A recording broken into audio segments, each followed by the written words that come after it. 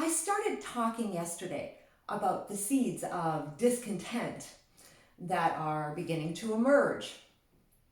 We're seeing protests against the measures beginning. Michigan, Vancouver, France. And this is all predicted.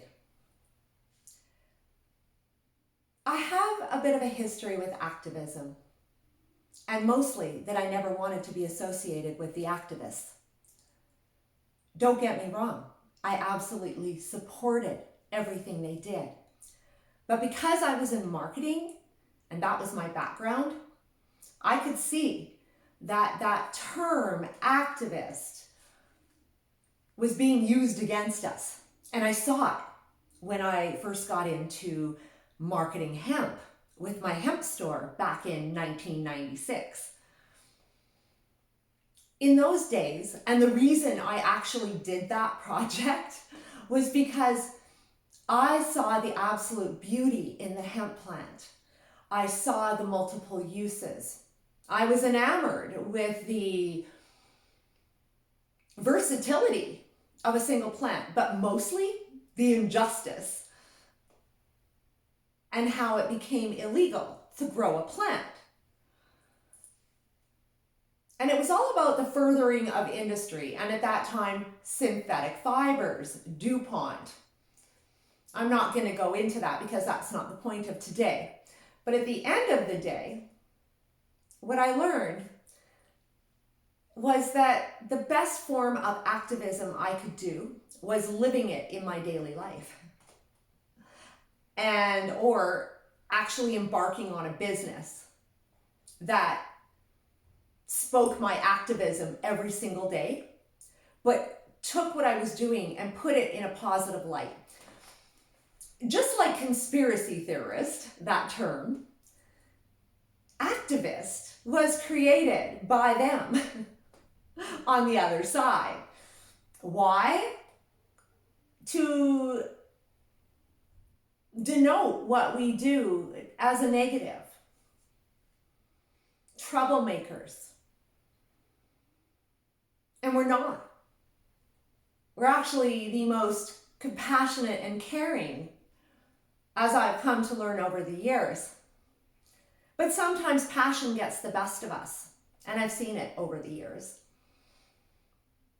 Right now, as I have been speaking about, we are not in the same playing field as before. But let's look back at that playing field and what activism actually did and has done in leading us down this path. Because right now, legislation is going on everywhere. Well, number one, our groups have been limited, so we really can't legally gather, right? But also,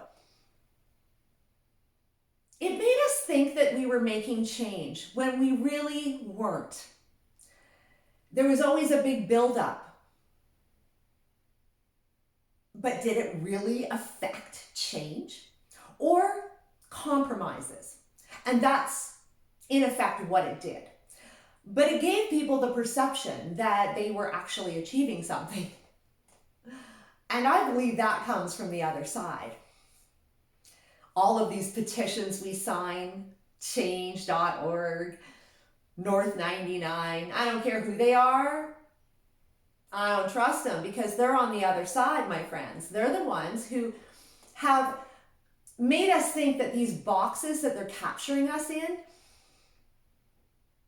that actually something is being done about it. And clearly, nothing had. In fact, we've rolled back, and what's happening right now is we are rolling back environmental regulations. Of course, we're not, they are.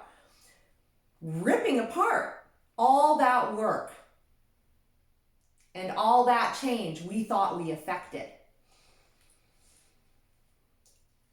You know, it's funny because a lot of people right now are with people in their isolation, and I'm not. So I have a lot of time to think. And since the get-go, it's been, how are we going to get ourselves out of this mess? because it's a mess. And we're in deep, deeper than we ever have been before. They've thrown a whole new wrench into the works. And that's why we have to create our own wrenches. The thing is, this whole thing is being led by technocrats who are of the belief, and biotech. Okay, so these are people of the belief that the human is not enough. We're just not enough. Who do you think inspired all these ideas in us? It's to their benefit and to their profit that we don't believe we're enough. That we don't believe we can affect change. That we can't fix our own physiology. And I've learned that's wrong in my own personal experience. In fact, I've turned around my entire physiology. Now I've watched lots of people do it too. We have been propagandized over the years in our society to almost detest the people that are protecting, again, our rights. And we're here back in the same situation with COVID-19. So I've been trying to think of all these ways that we can get ourselves out of this box. And it occurred to me that COVID-19 is the basis to this whole subterfuge. And the metric is the test. Now we're getting ourselves all involved in the virus and, how does that virus manifest? How does it proliferate? How do we flatten the curve? Well, I'll tell you how to flatten the curve and get us out of jail. Stop testing. Stop going for tests. And here's why I say this. Number one, we need to look at what the test actually does for us in jail. Because in fact, it's actually what's keeping us in jail. It is. It's how they're determining that this is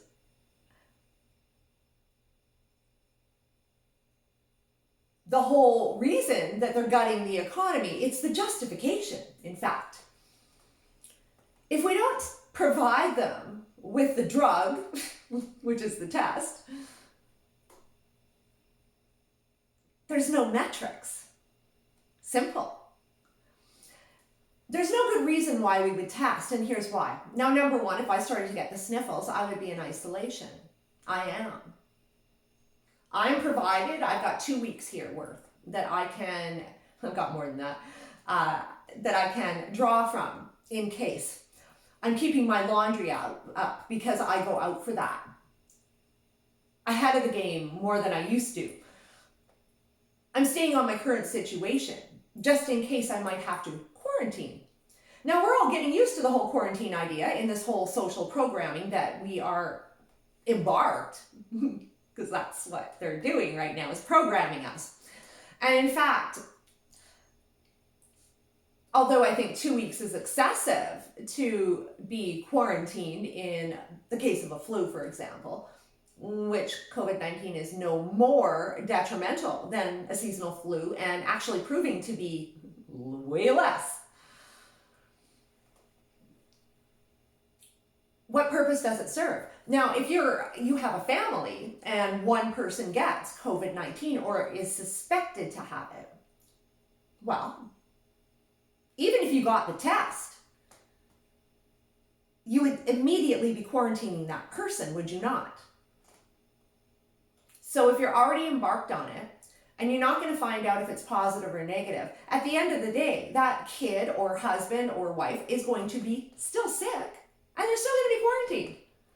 There's no good reason to get a test. The only reason to get a test is to satisfy their narrative that we're all diseased unless proven vaccinated or innocent. By getting tests, we're just feeding their little matrix. And I say we tap off that supply chain. Because when we prove to flatten the curve, we get out, right? Now the thing is, we know that's all bull. But this is how we prove that in fact it's bull. Because we know we're coming out to a circular economy. A lot of people still can't wrap their heads around this, but today on Facebook I actually shared Sweden as the example. And the real reason why Sweden isn't under measures that are issued under states of emergency. Their measures are suggestions. And really just suggestions on etiquette of being sick. For example, you don't go out when you're snotting all over the place. Stuff that I think should have happened years ago, quite honestly. And if anything, all of this whole entire fraud may manifest respect of not spreading viruses. But at the end of the day, as there is, the flu test? Who has had a flu test? I really want to know. Because as far as I was concerned, there was no treatment for it and there's no test. It's an assessment by a doctor. In any case, if one has emerged, nobody was getting that. Therefore, there was no problem, right? Because the flu is as detrimental as, or more than COVID-19 has proven to be so far. So therefore, the reason for testing means nothing, except to satisfy your own curiosity and to feed the monster. We need to stop feeding the monster. And that monster is biotech, big pharma. The ones that want us to be set up to be sick.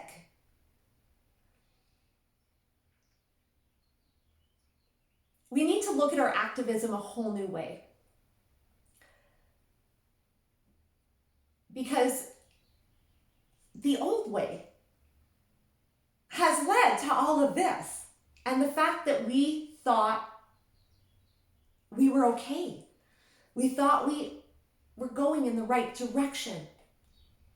And in fact, what's interesting is that as the circular economy, which is part of this whole green economy, okay? So the circular and green economy is the same thing. As we head into this direction, they're ripping down environmental regulations. All the work done in the past. And now they're cordoning off all of the parks and rivers and places that we could go freely. And you will notice after these measures are removed, and I don't believe that's going to be for a while, unless we flatten the curve, that we won't have access to those places after this. This is where it's going.